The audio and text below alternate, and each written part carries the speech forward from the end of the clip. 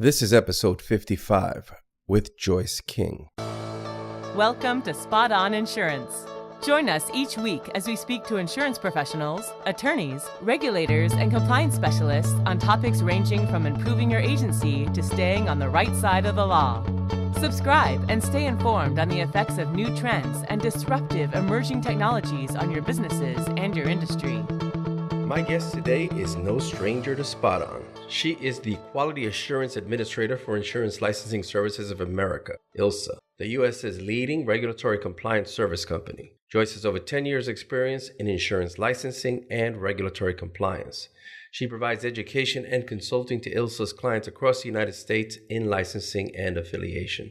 She has worked on surplus lines tax filing and reporting for some of the world's largest brokers. Joyce, welcome back to Spot On Insurance. Thank you, Ted. It's great to be back. Thanks for having me. And I am so excited to be joining the two of you on here. Joyce, I know that you've done a couple of podcasts on Spot On Insurance, but this will be the first time that I get to be on one with you. So I'm super excited. I am glad you're here, R. Yeah, I just added a pretty face to the whole show. People were scared when they saw my picture. When it was just you. Yeah. Thank you. There's a lot of brain power following that little pretty face. Oh, yeah, definitely. I know there is. All right. So, Joyce, one of the things that I would love to hear about, and I don't think that we've gone into it before, but I would love for our audience to hear about your career journey. Take us all the way back to how you first got into the insurance world and to where you are today, the position that you hold. Actually, prior to entering into the insurance industry, I was actually, believe it or not, I was a prison guard out at the local private prison. I started there in 1996. I was 21 years old. And I kind of rather boldly entered into that sector. It wasn't very long before I... Hang on.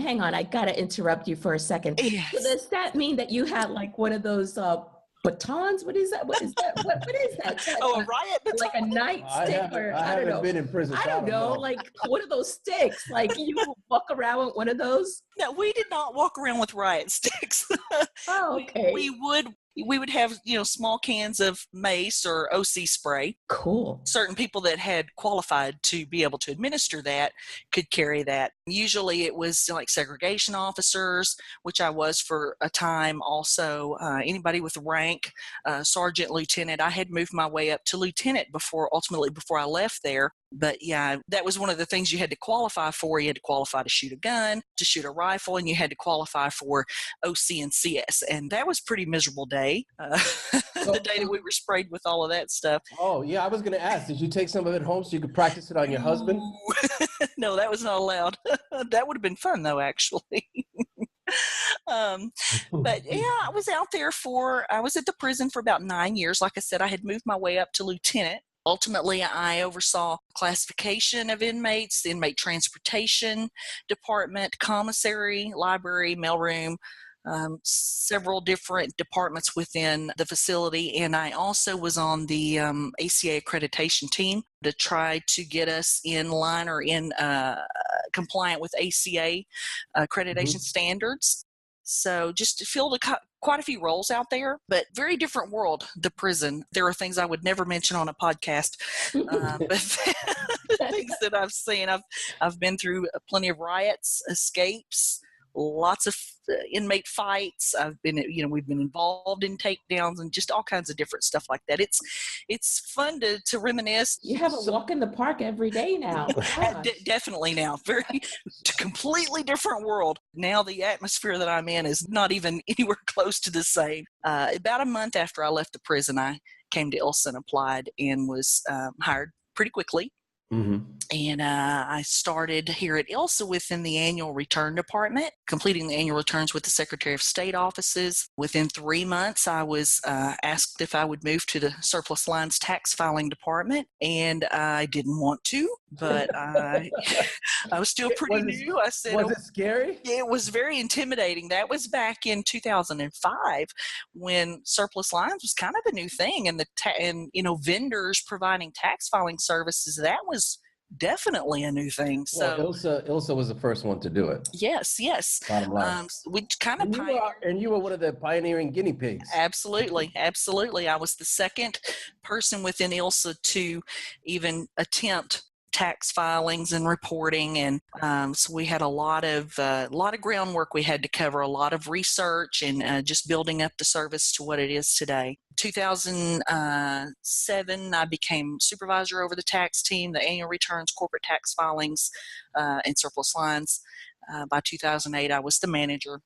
I stepped away for a little bit from ILSA, a couple of years, trying to run a tax business on my own. I had a partner, and you were trying to find yourself. Huh? I was trying to. Yeah, there we go. I did find in that 2 years that owning my own business was just not for me. That I'll leave all the hard stuff to somebody else. It's really great that you mentioned that, because this podcast and the information that you're going to be sharing with us today is about moving away from your business, right? Like an agency principal that has grown their business to a certain level and is now looking to move and sell their business. So Absolutely. That's really interesting. Yes. Yeah. Like I said, I just found that that just was not my niche to own or co-own a business. So in 2012, I came right back to ILSA. I didn't have to look anywhere else. I knew where I wanted to go back to. And I joined the intake department. So that's our onboarding crew here, which is the next group of people that talks to new inbound clients right after our compliance coordinators first talk to them about their projects. Within about 4 or 5 months, I was promoted to supervisor over that area and over the compliance coordinators, and I held that position for about the last 5 years. It was in September of this past year that I was asked to take on the quality assurance position here at ILSA, which is auditing and just checking over our processes and our procedures and making sure that everything runs as it should. Is there anywhere that we can make improvements, and so on and so forth. So that's what I've been doing for the last several months. It's quite a bit of auditing, but I really enjoy it. I've gained a lot of knowledge about the insurance compliance side of the industry in all my years here at ILSA. Cool.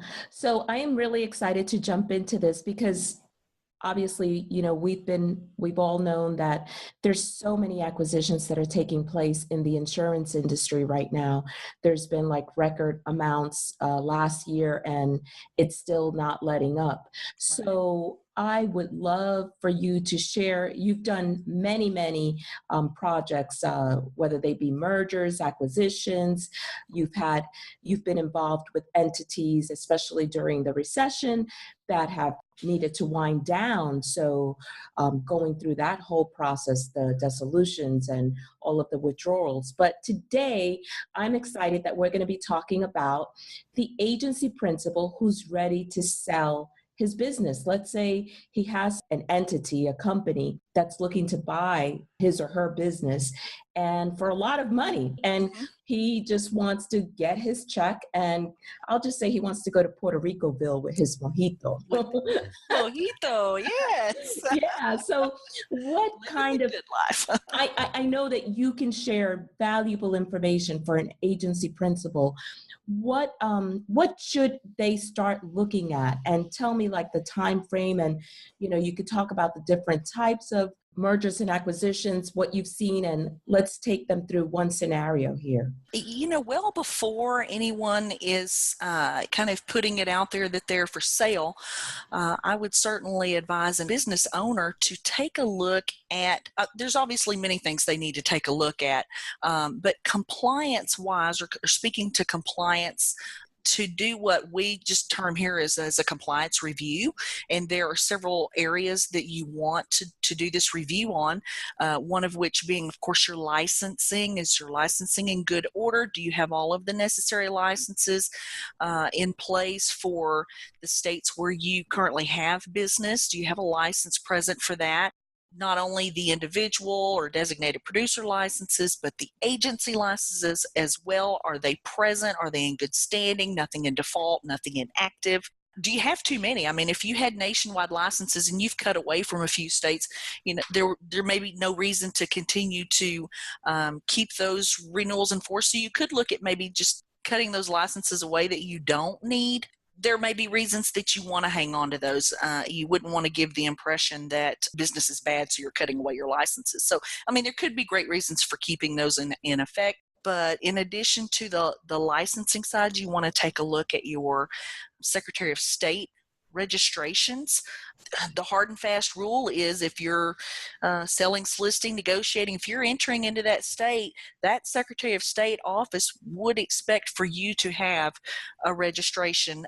There are some cases where you would not be required to. There are some exemptions or something like that, but every agency should already know where they stand with those states. Do that kind of due diligence and see if those registrations apply to them.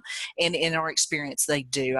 I don't know of any agencies that don't really fit the bill. Insurance carriers, yes, they can exempt in quite a few states. But we have, Joyce, yes, that compliance review I found in my experience has been really, really important because we've actually talked to different companies in the onboarding process, and they tell us, oh yes, we're licensed here, here, here. And there are some that have actually said, well, I'm not sure. And some have said, we know exactly where we're licensed until they give us the permission to do the compliance review, and we come back and say, no, you're not licensed here. You lost your license here. This is happening here, or this is where you have a license that you thought you withdrew, but it hasn't been withdrawn, so you still have a license in this place. So it really does clarify a lot of things for that agency owner. Absolutely. And really, a lot of this stuff is you can go online and find the answers pretty easily. The part that is considerably harder to get an answer on is going to be what your standing is with departments of revenue. Now, as we get into the discussion about selling your agency and going to Puerto Ricoville with mojitos, you may find yourself where you're going to be dissolving or doing your own withdrawals at the state level, and you'll quickly find out from the Department of Insurance or Department of Revenue rather that things are not well if you can't obtain tax clearance, and a tax clearance is necessary in quite a few states to be able to withdraw your business registration. So, right, Joyce, I just want to go back a little bit. You said checking the status is really easy, but you're talking about the Department of Insurance to check those licenses, the Secretary of State on your corporate qualifications, your certificates of authority, and then you're talking about the Department of Revenue. So Arlene is asking, where does the easy part come in? Maybe I should have clarified. It's easy for me because I do it every day. Yeah, exactly, because I don't see an easy button that's designed for that. That's true. I'm still looking for the easy button. That's what most I have an easy button, so you got people's. I do. So yeah, probably for an agency principal, not so easy. Right. Hopefully, maybe they've got somebody that's been keeping tabs on all the licensing, or maybe they use a vendor like us. But hopefully someone is keeping everything well in order.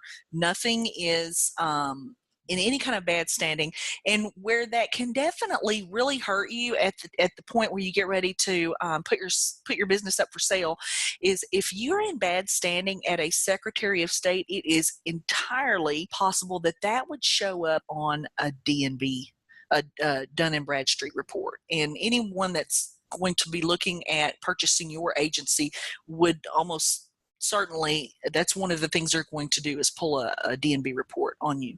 So definitely make sure everything is well and good in order at the Secretary of State offices. And what happens at the Department of Revenue can definitely affect your standing with the Secretary of State. So you don't just have to keep in good standing with the departments of insurance because you sell insurance. You also have to stay in good standing with those other regulatory entities, Secretary of State and Department of Revenue. Okay, good. That's really, really helpful information. Spot On is sponsored by Insurance Licensing Services of America. Need help with corporate name changes, annual returns, or surplus lines tax filings? Feeling overwhelmed? If you're looking for experts in regulatory compliance, you've come to the right place. ILSA provides the industry with over 50 services. To learn more about the company and how they can help, visit ilsainc.com. let's say the agency is in great shape, the licenses are in great shape, they've done the compliance review, and everything is in order. So all this agent is thinking about is the sale and what happens to those licenses that are under his or her name that are affiliated to the agency. Is it possible that if those licenses are still affiliated with their name, that there could be fines and administrative actions that can take place after he's received his check? Oh, yes, definitely. Oh, no. Oh, for sure. Part of that process, and timing is everything, but the business owner, if also the licensee and the one who's affiliated as the designated producer to all the entity licenses, somewhere along the line they are going to have to make sure that they become unaffiliated to those business licenses and that someone else becomes affiliated to the business licenses. Now, in the case of if they were just doing an asset sale, then the book of business would be moved or be purchased and transferred over to the new entity, and then it is the onus falls upon that person to completely wind down everything, their individual licenses and their business licenses or insurance licenses and their registrations with the Secretary of State and Department of Revenue. If their agency for sale will be merging, it is still likely at some point that the owning entity will want to not use the purchased entity's licenses. They're going to tell that purchased entity, again, go ahead, you're responsible for winding down everything, taking down all the licenses, withdrawing from the Secretary of State's and the Departments of Revenue. What we're interested in is, number one, your business, and two, if you had affiliated agents, we're going to move them over and get them affiliated to our entity. But then they also may want to, hang on to that name, the name familiarity with those, the book of business that's coming in. They may want to continue to use that agency name. So in order to do that, before they could file DBAs or anything like that, the purchased entity would have to relinquish their name, which can be done a couple of different ways. Some states will allow you to just submit paperwork to relinquish the use of the name. Other states are going to say you can't simply relinquish it. You must withdraw and basically not be in existence in my state before someone else can pick up and use your name. And then there could be a waiting period, like statutory waiting period of a year or so before the other entity can use the name of the purchased entity. Okay. Joyce, if this entity, this agency that's being sold also holds the surplus lines authority, does that add to the whole process? Is that something that just complicates things? So I knew that was going to come up. I knew it. Oh, the mystical world of surplus lines. Yeah. Okay, so again, Arlene, you've said our agent is, or our business owner, ultimately after the sale, he's leaving. He's out. He's out of there. He already has that mojito in his hand. Okay. Now he can't leave and start drinking mojitos until he does something with his licenses. Okay. So, here at this point, whether the agency's licenses will continue on for a certain amount of time or not, he still has to deal with his personal licenses. So the agency licenses, let's say it was a stock purchase, that all that's gone. It's on the purchasing entity at this point. That's going to be their problem to deal with. His issue that he needs to deal with is definitely making sure that he is now unaffiliated, certainly as the designated producer, from all of those entity licenses, so that if business continues to be placed on those entity licenses, the Department of Insurance, if they have a question, they're not going to call him. He's out of there. Okay. So there are new directors and officers and all that stuff that's being associated with this purchased entity. And he's leaving, and he needs to cancel his licenses. So he needs to unaffiliate himself and or cancel his licenses. And or, since we're talking surplus lines, he would also need to do his final reports. Now, if there's been any whether significant or even just a little bit of surplus lines business that was sold within that year, there is still a lot of cooperation that's going to happen between the folks who bought his agency and himself. Someone is going to be responsible for reporting. The agency is still going to hold the premium taxes and the filing fees and all of that kind of stuff. He is getting his bags packed and ready to move, but he's got to finish out these returns. He's going to have to list the business on some of his individual licenses. There are some states that just won't let you report on the agency surplus lines license. And a lot of that is because there's about 17 states that don't issue surplus lines to an agency. Therefore, you must file that business on the individual licenses. So he's got business to report, yet they're holding the monies. See where I'm going with that? Right. Mhm. So what's the length of time that he should expect this to continue? How many reports are we talking about? Let's say it's an agent that was licensed in all 50 states. Mm-hmm. So how long will he have to be doing these tax reports? Well, I mean, a lot of it's up to him. He needs to give them that drop dead date. Like, you cannot use me as the designated producer. You cannot use my license for anything after this date. So let's say they set a date. It's set a date of April 1. A lot of your states are not even going to, they're not going to be expecting an annual report until the following year is where I'm going. Okay. So you can, at that point, shortly after April 1, he can put his reports together and submit those to the states and call them final. I want to say there's a couple of states that we're just going to say that's fantastic, but I don't want it till the end of the year, and that's just it. And because some states, they generate the report. You know what I mean? Right. They're generating the report, and he just basically signs off on it and says, yep, everything on here is true and correct. Here's your money that goes with it. Okay. Right. So he may not be able to send his final reports immediately. I would say even after the sale is complete, there's still loose ends he's going to be tying up for probably another year. Right. So like if the sale takes place April 1st and he was writing business right up to the very end, there may be reports that that have to be filed 1 year from that date. It could be, yeah, for the annual reports that maybe aren't due until March the 1st of next year or April 15th of next year. So some of that could still have his name on it. And again, the tricky part is he's in Puerto Rico. He wants to sign a report and send it to the Department of Insurance, but the tax money that needs to go with the report is over here with the people that purchased the entity. Right. But that's really important information for any agency principal to know, that there's going to be filing requirements that are expected even 1 year after the sale of that agency. Yes. And ultimately, even though the business was purchased and all that kind of stuff, at the end of the day, he is responsible for his licenses and what happens as far as timely reporting and all of that kind of stuff. What does happen if he forgets to do some of these things?